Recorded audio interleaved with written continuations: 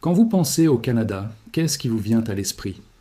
Les vastes étendues sauvages, le sirop d'érable, la politesse légendaire de ses habitants? Ou peut-être son industrie pétrolière et gazière? Pendant des décennies, c'était l'image que le monde avait de ce pays du G7. Une économie stable, riche en ressources et prudente. Une nation de gestionnaires raisonnables, mais sous la surface glacée, quelque chose a changé.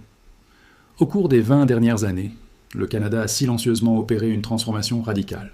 Il a cessé d'être une économie basée sur la production pour devenir une économie basée sur la spéculation.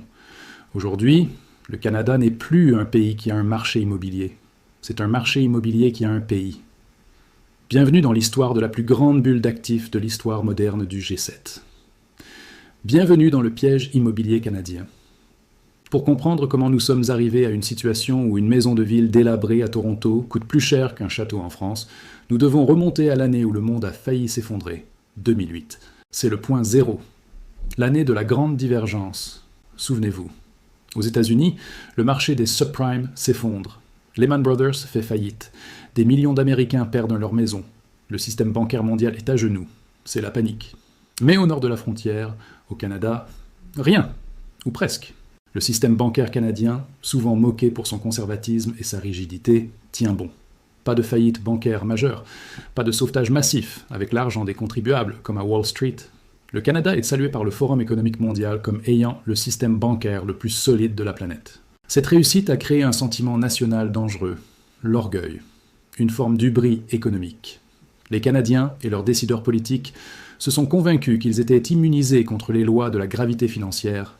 Ils ont regardé leurs voisins américains et se sont dit « Nous sommes plus malins, nous sommes plus prudents. L'immobilier chez nous, c'est du solide. » Mais cette conclusion était une erreur fatale. Pourquoi le Canada a-t-il survécu à 2008? Ce n'était pas seulement grâce à la prudence des banques. C'était aussi parce que, pour éviter la contagion de la crise américaine, la Banque du Canada a drastiquement baissé ses taux d'intérêt. Elle a inondé le marché de liquidités pour soutenir l'économie. Aux États-Unis, cette baisse des taux a servi à panser les plaies d'un marché immobilier détruit. Les gens ne pouvaient plus emprunter, même si l'argent était gratuit. Ils étaient ruinés. Mais au Canada, le marché n'était pas détruit. Les gens avaient encore leurs emplois. Alors, quand les taux d'intérêt sont tombés à des niveaux historiquement bas, les Canadiens n'ont pas utilisé cet argent pour panser des plaies. Ils l'ont utilisé pour s'endetter, massivement. C'est ici que le piège s'est refermé. Au lieu de laisser le marché corriger naturellement, comme cela s'est produit aux États-Unis ou en Europe, le Canada a stimulé son marché immobilier au moment précis où il aurait dû ralentir. C'est le début de ce que les économistes appellent le supercycle immobilier canadien. Une période ininterrompue de hausse des prix qui allait défier toute logique économique pendant plus d'une décennie. Imaginez que vous alliez au supermarché et que tout à coup, on vous dise que vous pouvez acheter pour 1 000 $ de nourriture, mais que vous ne paierez que 1% d'intérêt par an là-dessus. Que feriez-vous? Vous rempliriez votre caddie. Vous achèteriez des choses dont vous n'avez pas besoin, simplement parce que l'argent ne coûte rien. C'est exactement ce qui s'est passé avec les maisons. Pendant les années 2010, les taux d'intérêt sont restés anormalement bas. L'argent était gratuit. Regardons la mécanique. C'est mathématique. Quand les taux baissent, le pouvoir d'achat théorique augmente. Si vous pouvez emprunter plus pour la même mensualité, vous allez proposer plus d'argent pour la maison de vos rêves. Mais voici le problème. Votre voisin aussi peut emprunter plus. Et l'investisseur étranger aussi. Et le spéculateur local aussi. Tout le monde se retrouve avec plus d'argent virtuel dans les poches, se battant pour le même nombre limité de maisons. Résultat, les prix des maisons montent pour absorber exactement la capacité d'emprunt maximale des gens. La maison ne vaut pas plus cher. Elle n'est pas plus grande. Elle n'est pas mieux construite. C'est exactement la même pile de briques et de bois. C'est simplement l'argent utilisé pour l'acheter qui a perdu sa valeur. Une culture toxique s'est installée. La peur de manquer une opportunité, le fameux FOMO. Les dîners en ville à Vancouver ou Toronto ne tournaient plus autour du hockey ou de la politique, ils tournaient autour de l'immobilier. Combien vaut ta maison maintenant? Oh, moi j'ai gagné 100 000 $ en dormant l'année dernière juste parce que ma maison a pris de la valeur. L'immobilier est devenu le nouveau plan de retraite, le nouveau compte d'épargne, et la nouvelle bourse, tout en un. Les Canadiens ont commencé à voir leur maison non plus comme un endroit pour vivre, un foyer, mais comme un actif financier, un véhicule d'investissement. Et quand un bien essentiel devient un actif spéculatif, la société court à la catastrophe. Cette mentalité a poussé les ménages canadiens à devenir les plus endettés du monde développé. Regardez ce chiffre. Pour chaque dollar de revenu disponible qu'un Canadien gagne, il doit environ 1,85 $. C'est un record du G7. C'est bien pire que ce qu'on voyait aux États-Unis avant la crise de 2008. Mais tant que les taux étaient bas, personne ne s'inquiétait. La musique jouait et tout le monde dansait. Les banques prêtaient, les courtiers touchaient à leurs commissions, les villes encaissèrent les taxes foncières et les propriétaires se sentaient riches. C'était une illusion de prospérité, bâtie sur une montagne de dettes. C'est ici que l'histoire devient vraiment inquiétante. Ce n'est pas seulement une histoire de prix des maisons, c'est l'histoire de la structure même de l'économie canadienne qui a été corrompue. Une économie saine et diversifiée. Elle produit des biens, elle invente des technologies, elle exporte des services. Mais au Canada, l'immobilier a commencé à manger tout le reste. C'est ce qu'on appelle la financiarisation de l'économie. Réfléchissez-y une seconde. Si vous êtes un investisseur, ou même une banque, et que vous avez le choix, prêter de l'argent à une petite entreprise technologique innovante qui comporte des risques, ou prêter de l'argent à quelqu'un pour acheter une maison, avec la garantie que le gouvernement assurera le prêt, et que les prix montent de 10% par an. Que choisissez-vous? La réponse est évidente. L'argent facile a coulé vers la pierre. L'investissement en capital au Canada s'est effondré par rapport à ses pairs. Pourquoi investir dans la productivité quand on peut investir dans la spéculation foncière? L'immobilier, la location et le leasing représentent aujourd'hui une part du PIB canadien supérieure à 13%. Si on ajoute la construction, la finance liée à l'immobilier et les services juridiques associés, le secteur approche les 20% à 25% de l'économie. C'est colossal. C'est plus que le secteur de l'énergie, pourtant vital au Canada. C'est plus que le secteur manufacturier. Le Canada a développé ce que les économistes appellent le mal hollandais, mais version immobilière. Traditionnellement, le mal hollandais survient quand une ressource naturelle devient si dominante qu'elle fait monter la monnaie et tue les autres industries d'exportation. Ici, la ressource n'est pas le pétrole, c'est le logement. Le capital, la main-d'œuvre et la tension politique ont tous été aspirés par le trou noir de l'immobilier. Les meilleurs talents ne lancent pas des start-up. Ils deviennent agents immobiliers ou courtiers hypothécaires, car c'est là que se trouve l'argent facile. Cette dépendance a créé une situation de piège pour le gouvernement. Si l'immobilier tousse, c'est toute l'économie canadienne qui attrape une pneumonie. Le gouvernement ne peut pas laisser les prix baisser de manière significative, car cela effacerait une part énorme de la richesse nationale et du PIB. L'économie était devenue otage de son propre marché immobilier. Chaque fois que l'on parle de la crise immobilière au Canada, un sujet brûlant revient sur la table, l'immigration. Soyons clairs et factuels. Il ne s'agit pas de politique, mais d'arithmétique.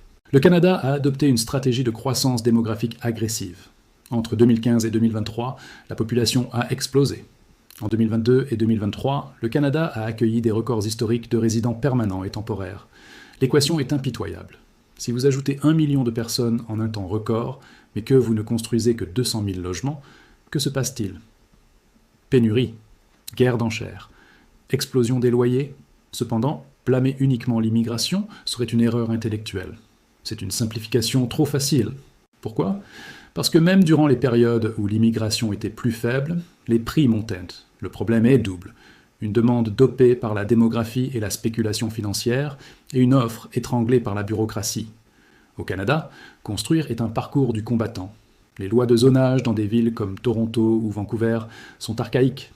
Pendant des décennies, il était interdit de construire autre chose que des maisons individuelles sur la grande majorité du territoire urbain résidentiel. C'est la fameuse Yellow Belt. Pas de petits immeubles, pas de duplex. Juste des maisons unifamiliales qui s'étalent à l'infini. Ajoutez à cela des frais de développement exorbitants, des délais d'approbation qui se comptent en années et un manque de main-d'œuvre qualifiée dans la construction. On obtient le mélange parfait pour une crise, une demande mondiale et une offre locale paralysée. Mais il y a un acteur encore plus insidieux dans cette histoire, un acteur dont on parle peu, mais qui a joué un rôle crucial dans le blanchiment de cette crise. Le Canada a une réputation internationale de pureté, un pays de lois, de règles, mais dans le monde de la finance souterraine, le Canada a longtemps été surnommé une lessiveuse. On appelle cela le snowwashing, le blanchiment par la neige. Pendant des années, les lois canadiennes sur la propriété étaient d'une opacité surprenante. Il était possible d'acheter des propriétés via des sociétés numérotées, des fiducies ou des prête-noms, sans jamais révéler qui était le véritable bénéficiaire économique. Pour les capitaux mondiaux cherchant un endroit sûr, loin de l'instabilité politique de leur pays d'origine ou du regard du fisc, l'immobilier canadien était le coffre-fort parfait. Non seulement l'argent était en sécurité, mais en plus, l'actif s'appréciait de 10 à 20% par an, non taxé à la revente s'il était déclaré comme résidence principale. Cela a déconnecté les prix de l'immobilier des revenus locaux. Dans une économie normale, le prix d'une maison est limité parce que les gens qui vivent et travaillent là peuvent payer. À Vancouver, ce lien a été brisé il y a 15 ans. Vous aviez des quartiers où le revenu déclaré moyen était proche du seuil de pauvreté, mais où les maisons valaient 5 millions de dollars. Comment ? L'argent ne venait pas du travail local, il venait du capital mondial. Les résidents locaux, dentistes, avocats, ingénieurs, se sont retrouvés en concurrence non pas avec leurs voisins, mais avec des millionnaires mondiaux et des syndicats du crime organisé cherchant à blanchir des fonds. Et devinez qui a gagné ?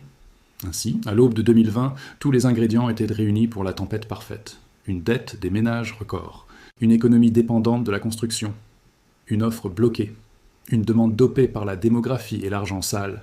Le système était tendu, fragile, au bord de la rupture. Et puis, une pandémie mondiale a frappé.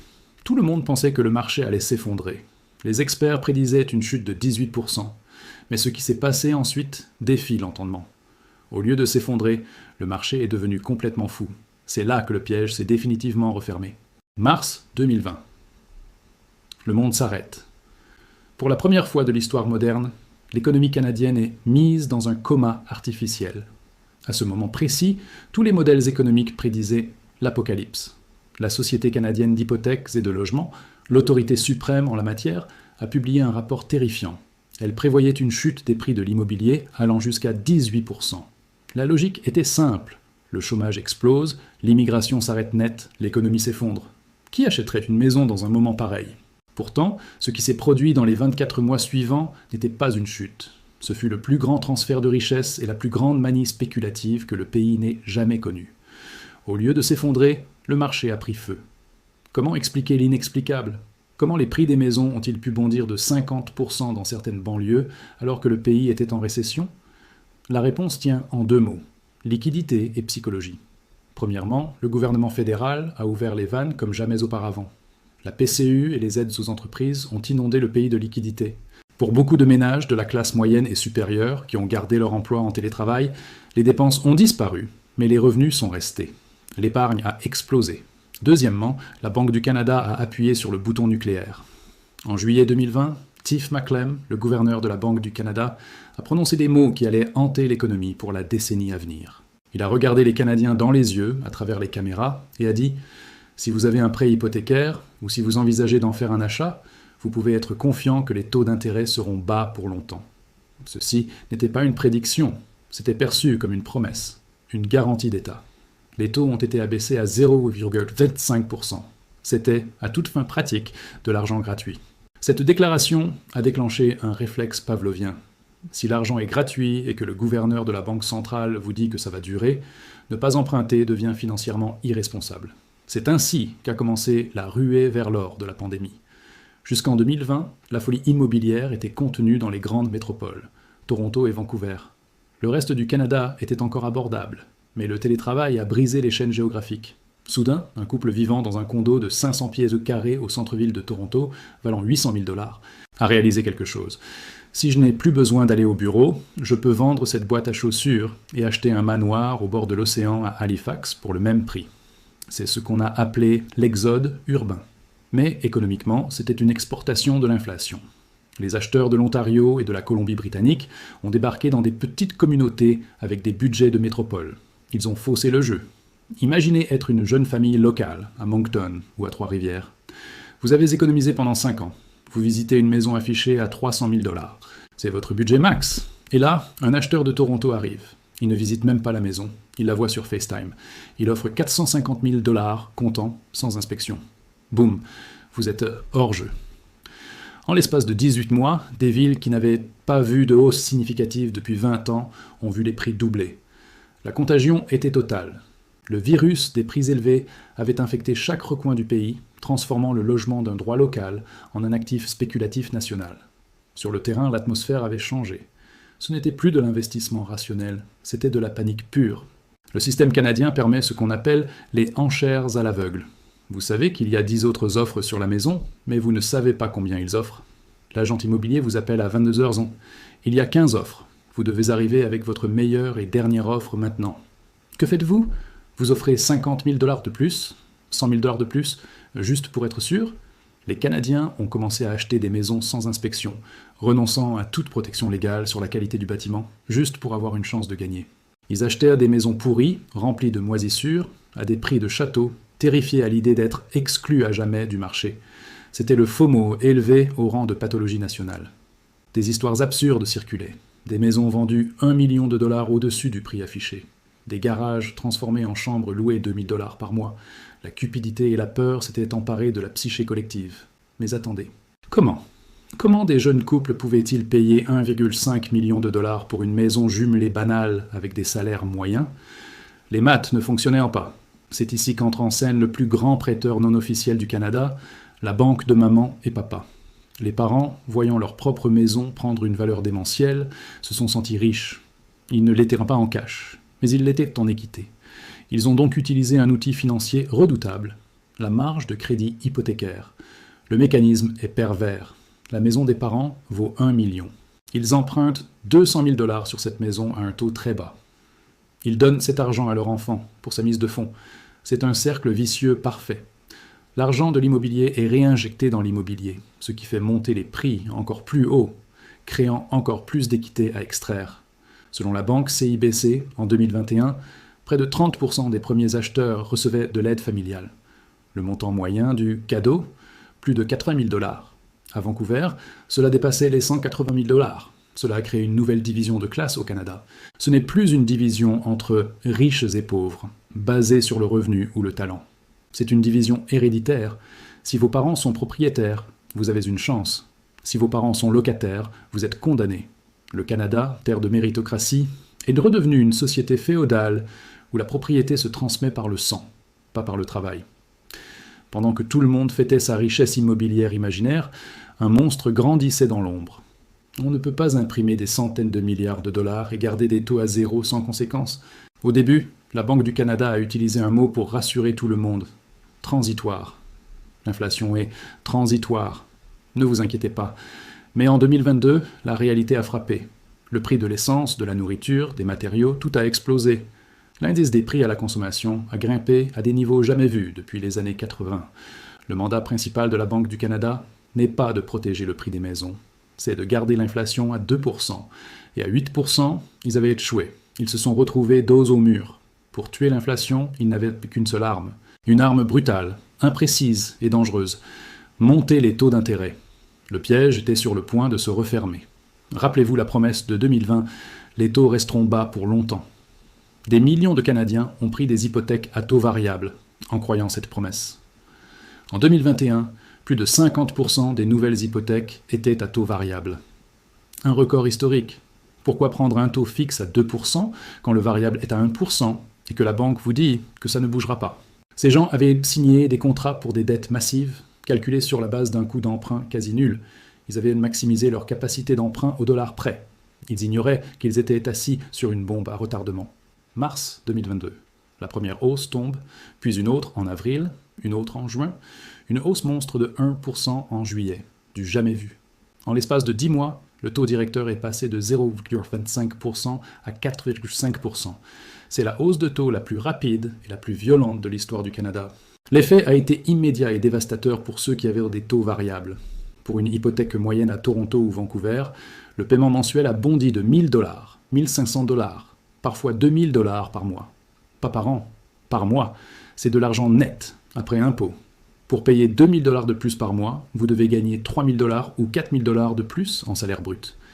Mais les salaires n'augmentaient pas à cette vitesse. Soudain, la richesse immobilière ne semblait plus être une bénédiction. Elle ressemblait à une ancre attachée au pied d'un nageur fatigué. Les ventes se sont arrêtées net.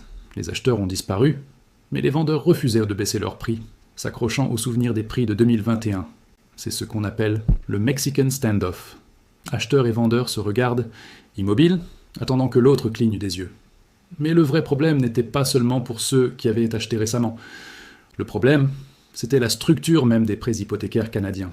Contrairement aux États-Unis, où vous pouvez fixer votre taux pour 30 ans, au Canada, la plupart des hypothèques doivent être renouvelées tous les 5 ans. Cela signifie que chaque propriétaire canadien, tôt ou tard, doit faire face au marché. Le compte à rebours avait commencé pour ce que les banques allaient appeler discrètement, dans leurs rapports internes terrifiés, le mur des renouvellements. 2023, le Canada entre dans une zone inconnue, une zone de distorsion de la réalité. Selon les manuels d'économie classique, après une hausse des taux d'intérêt aussi violente que celle de 2022, le marché immobilier aurait dû s'effondrer. C'est mathématique. Si le coût de l'argent triple, les prix doivent baisser pour que les paiements restent abordables. Mais au Canada, la logique mathématique a rencontré un adversaire redoutable, l'ingénierie financière bancaire. Au lieu d'un crack, nous avons assisté à une mutation. Le marché ne s'est pas effondré, il s'est zombifié. Les propriétaires sont techniquement en faillite, mais ils gardent leur maison. Les locataires, eux, sont poussés vers la sortie. Pour comprendre pourquoi le château de cartes ne s'est pas encore effondré, il faut comprendre une spécificité unique au système bancaire canadien.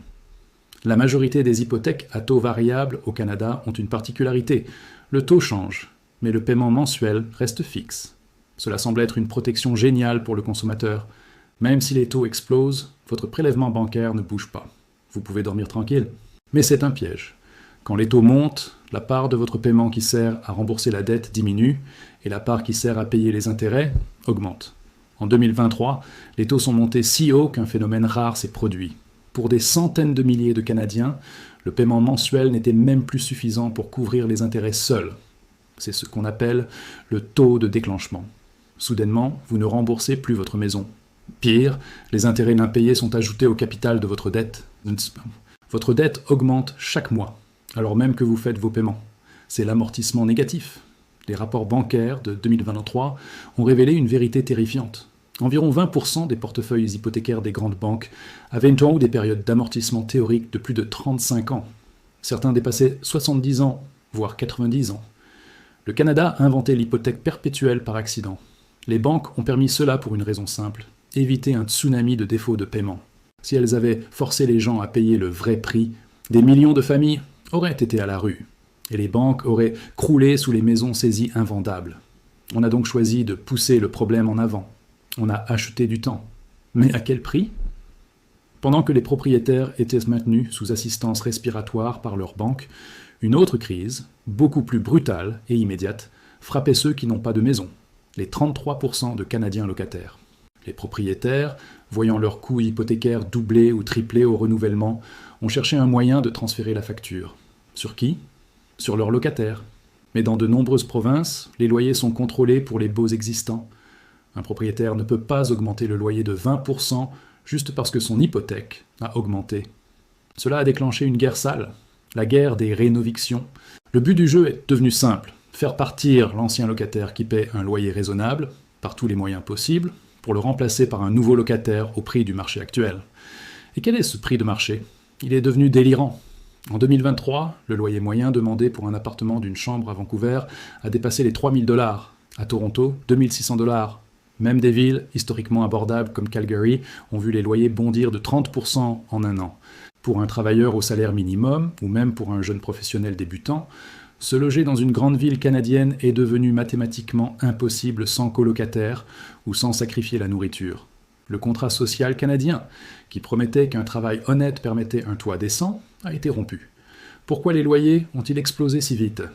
Les propriétaires avides ne sont qu'une partie de l'équation.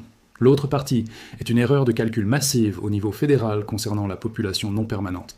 Nous ne parlons pas ici de l'immigration permanente traditionnelle, mais des résidents temporaires, étudiants internationaux et travailleurs étrangers temporaires. Le système d'éducation post-secondaire canadien, sous-financé par les provinces, a trouvé une mine d'or. Les étudiants étrangers. Ces étudiants paient que des frais de scolarité 3 à 4 fois plus élevés que les Canadiens. Les collèges se sont transformés en usines à visa. En 2023, la population du Canada a cru à un rythme digne d'un pays en développement en plein boom, plus de 3%. La grande majorité de cette croissance venait des résidents temporaires. Le problème ? Personne n'avait prévu où ces gens allaient dormir. Ces étudiants et travailleurs temporaires ne sont pas acheteurs de maisons à $1 million. Ils sont locataires. Ils entrent en compétition directe avec les Canadiens les plus vulnérables pour les logements abordables. Le résultat fut une compression brutale du bas de l'échelle du marché locatif. C'est une tragédie à deux faces. D'un côté, des étudiants internationaux à qui on a vendu le rêve canadien et qui se retrouvent à vivre à 6 dans un sous-sol insalubre, exploités par des marchands de sommeil. De l'autre, des résidents locaux poussés vers l'itinérance par une demande qu'ils ne peuvent pas concurrencer. Le gouvernement fédéral a fini par admettre, fin 2023, que le système était hors de contrôle. Mais le mal était fait. Revenons à nos propriétaires zombies, ceux qui ont gardé leur maison grâce à l'amortissement négatif, ou en coupant partout ailleurs. Le Canada est devenu un pays de house rich, cash poor, riche en briques, pauvre en cash. L'argent qui servait autrefois à faire tourner l'économie réelle, aller au restaurant, acheter une nouvelle voiture, partir en vacances, investir dans une petite entreprise, a disparu. Il est entièrement aspiré par l'hypothèque. C'est ici que l'impact macroéconomique devient évident. L'économie canadienne stagne, le PIB par habitant recule. Pourquoi ? Parce que l'immobilier est un investissement improductif. Une maison ne produit rien, elle n'innove pas, elle n'exporte pas, elle est juste là. Quand tout le capital d'une nation est gelé dans les murs de gypse et le béton, il n'y a plus d'argent pour l'innovation. La productivité du Canada s'effondre par rapport à ses pairs, pendant que les Américains investissent dans l'intelligence artificielle et la technologie verte, les Canadiens investissent dans des condos. Le rêve immobilier est devenu un parasite qui se nourrit de l'hôte économique, le laissant anémié et faible. La conséquence la plus grave de cette crise n'est pas économique, elle est morale et sociétale. Le Canada est en train de briser sa promesse envers sa jeunesse. Pour la génération Z et les jeunes milléniaux qui n'ont pas de parents riches, le message envoyé par la société est clair, vous n'êtes pas les bienvenus ici. Un sondage de 2024 montrait que plus de 70% des jeunes Canadiens croient que l'accession à la propriété est hors de portée. Ce n'est pas du pessimisme, c'est du réalisme.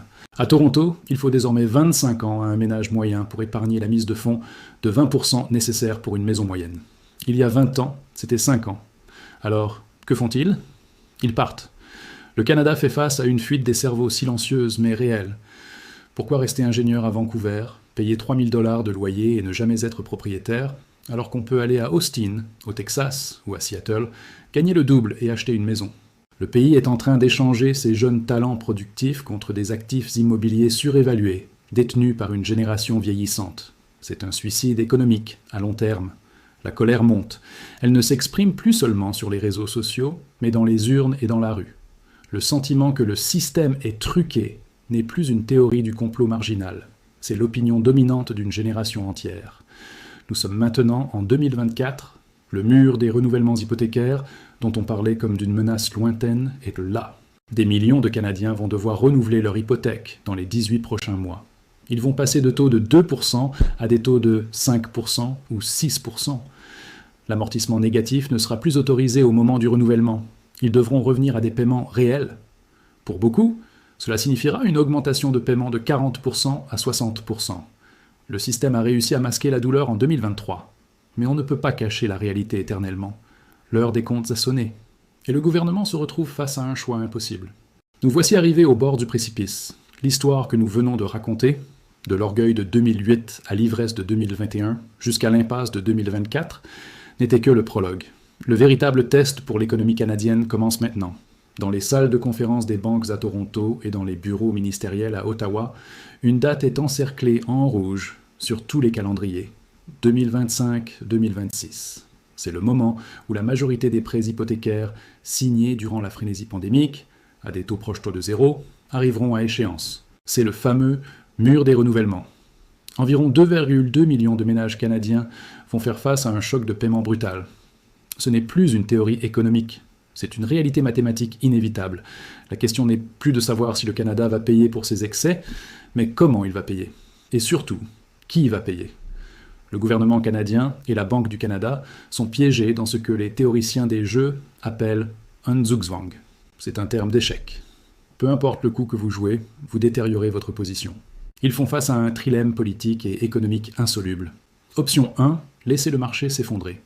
Si on laisse les taux d'intérêt élevés faire leur travail de nettoyage, les prix de l'immobilier pourraient chuter de 30, 40, voire 50% pour revenir à des niveaux historiquement normaux par rapport aux revenus. Le positif, le logement redevient abordable pour les jeunes. L'économie se purifie. Le négatif, c'est un carnage. Des millions de familles perdent leurs économies. Les banques risquent l'insolvabilité. La récession serait brutale. Aucun politicien ne veut être le capitaine du Titanic. Option 2, sauver l'immobilier à tout prix. Le gouvernement intervient. Il allonge les amortissements à 40 ou 50 ans. Il subventionne les acheteurs. La banque centrale baisse les taux prématurément. Le positif, pas de crash immédiat. Les boomers gardent leur retraite. Le négatif, on sacrifie la monnaie et la jeunesse. L'inflation repart. Le dollar canadien s'effondre. Les jeunes de Stimmert ne pourront jamais acheter et l'écart de richesse devient insupportable, menant à une instabilité sociale majeure. C'est le choix brutal. Protéger le prix des actifs du passé ou protéger la productivité de l'avenir. Jusqu'à présent, à chaque carrefour depuis 20 ans, le Canada a choisi l'option 2. Il a toujours choisi de protéger la bulle. Mais cette fois, avec une inflation qui rôde et une productivité en chute libre, cette option pourrait ne plus être disponible. À quoi ressemblerait un éclatement de la bulle ? Nous l'avons déjà vécu, mais nous l'avons oublié. En 1989, une bulle immobilière a éclaté à Toronto. Il a fallu 13 ans pour que les prix reviennent à leur sommet ajusté à l'inflation. 13 ans. C'était une décennie perdue pour l'immobilier, mais c'était une décennie de reconstruction pour l'économie. Si ce scénario se répète en 2025, nous verrons une vague de ventes sous contrôle de justice. Les investisseurs amateurs, ceux qui ont acheté 3 ou 4 condos avec un effet de levier maximal, seront les premiers à tomber. Ils inonderont le marché d'inventaire. Les prix baisseront, d'abord lentement, puis soudainement. Le sentiment d'invincibilité de l'immobilier canadien sera brisé. Psychologiquement, ce serait dévastateur. Mais économiquement, ce serait peut-être le remède nécessaire. Cela forcerait le capital à sortir de la pierre pour aller vers des entreprises productives. Cela redonnerait de l'espoir à une génération entière qui pourrait enfin se loger à un prix basé sur la réalité et non sur la spéculation. Mais ne soyez pas naïfs. Le lobby immobilier au Canada est puissant.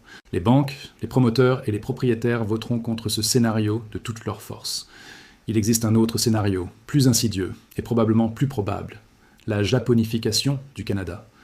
Au lieu d'un crash spectaculaire, nous aurions une stagnation longue et douloureuse. Les prix nominaux resteraient élevés ou baisseraient très peu. Mais l'inflation, elle, continuerait de grignoter tout le reste. Les salaires augmenteraient lentement, très lentement, essayant de rattraper des décennies de hausse des prix de l'immobilier. Pendant ce temps, la croissance économique serait nulle. C'est ce que l'OCDE a prédit. Dans un rapport choc publié récemment, l'OCDE a projeté que le Canada serait la pire économie performante parmi les pays avancés pour les 3 prochaines décennies, jusqu'en 2060. Pourquoi ? Parce que nous avons mis tous nos œufs dans le même panier. Une économie qui dépend de la vente de maisons les uns aux autres ne crée pas de valeur. Elle ne fait que redistribuer la richesse existante en prélevant des commissions au passage. Dans ce scénario de stagnation, le niveau de vie des Canadiens baisserait doucement, année après année. Les services publics se dégraderaient, faute de revenus fiscaux issus de la croissance réelle. Le Canada deviendrait un musée riche en actifs, mais pauvre en dynamisme. Un endroit agréable pour prendre sa retraite si on a déjà une maison, mais un endroit terrible pour commencer sa carrière. Le troisième scénario est celui de la dévaluation monétaire. Si le mur des renouvellements menace de faire faillir les grandes banques, la Banque du Canada pourrait être forcée d'imprimer de l'argent massivement pour sauver le système. Elle rachèterait les hypothèques pourries. Le résultat ? Le prix des maisons en dollars ne baisserait pas. Il pourrait même monter, mais la valeur du dollar canadien s'effondrerait. Le prix de votre maison resterait à 1 million, mais une miche de pain coûterait 15 $. L'essence coûterait 4 $. Vous vous sentiriez riche en regardant la valeur de votre maison, mais vous seriez pauvre à la caisse de l'épicerie. C'est la méthode douce pour faire éclater une bulle, ruiner la monnaie plutôt que de ruiner les débiteurs. C'est un vol silencieux de l'épargne de ceux qui ont été prudents au profit de ceux qui ont été imprudents. Le tableau est sombre, mais est-il désespéré ? Non. Le Canada a des ressources immenses, une population éduquée et un potentiel incroyable. Mais pour sortir de ce piège, il faut un changement de paradigme radical. Il faut casser le culte de l'immobilier. Voici ce que les experts suggèrent pour désamorcer la bombe sans tuer le patient. Réforme radicale du zonage. Abolir le zonage unifamilial exclusif partout. Permettre la construction de plex, de petits immeubles, de coopératives, comme à Montréal ou en Europe, dans toutes les villes canadiennes. Inonder le marché d'offres pour briser le monopole de la rareté. La fin des privilèges fiscaux. Repenser l'exemption d'impôt sur la résidence principale pour les gains excessifs ou taxer lourdement la spéculation et l'investissement multiple. Rendre l'investissement immobilier moins attractif que l'investissement en bourse ou en entreprise. Lier l'immigration à la construction. Adopter une politique simple. On ne fait pas entrer plus de gens que de clés disponibles. Aligner la croissance démographique sur la capacité industrielle de construction. Investir dans la productivité. Utiliser la fiscalité pour encourager les entreprises à acheter des machines et des logiciels, plutôt que de l'immobilier. Ce ne sont pas des mesures populaires, elles feront baisser la valeur des maisons. et c'est exactement le but. Pour que le Canada survive, l'immobilier doit redevenir ce qu'il n'aurait jamais dû cesser d'être. Un toit, pas un billet de loterie. Une dépense de consommation, pas un véhicule d'investissement. Pendant 20 ans, le Canada a vécu une illusion agréable. L'illusion que l'on peut s'enrichir sans produire, que l'on peut emprunter sa voie vers la prospérité, que la valeur de notre sol compte plus que la valeur de notre travail. Cette illusion touche à sa fin. Le réveil est brutal. La douleur que ressentent aujourd'hui les jeunes, les locataires et les nouveaux arrivants est le symptôme d'un système qui a atteint ses limites physiques et mathématiques. Nous avons laissé le logement avaler l'économie. Il a cannibalisé notre capital, notre attention politique et nos rêves. Le Canada est à la croisée des chemins.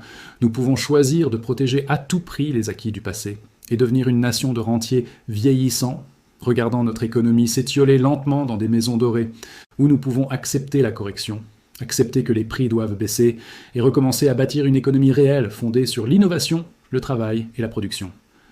Le piège immobilier n'est pas une fatalité. C'est un choix politique et sociétal. La question est, avons-nous le courage d'en sortir ? D'ici là, pour des millions de Canadiens, la maison restera non pas un château, mais une prison dorée.